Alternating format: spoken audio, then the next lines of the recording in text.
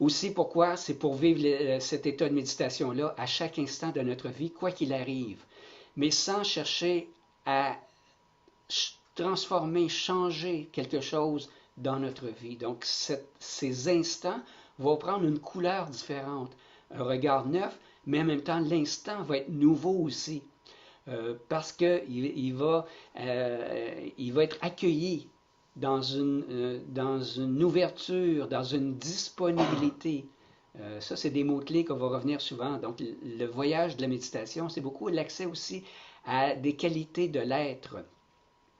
Aussi, on va voir pourquoi à distinguer entre faire, entre guillemets, de la méditation et l'état de méditation, qui est le thème d'aujourd'hui.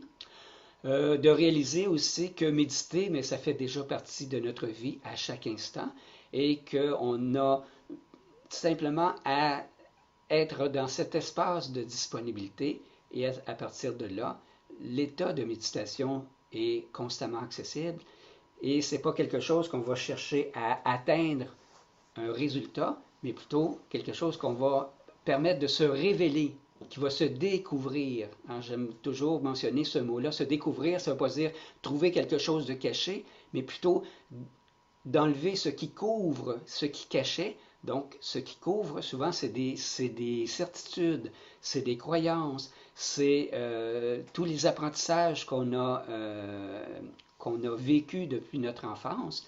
Alors, la route du sage que je vous mentionnais tantôt, c'est un processus, dans le fond, qui se fait, qui est un passage. Donc, dans le mot passage, il y a le mot sage, des apprentissages, il y a encore le mot sage, à l'apprenti, près d'union, sage. Donc, c'est un apprentissage de reconnaissance de cet espace. Et pour moi, le sage, c'est à l'intérieur de soi, dans notre cœur aussi.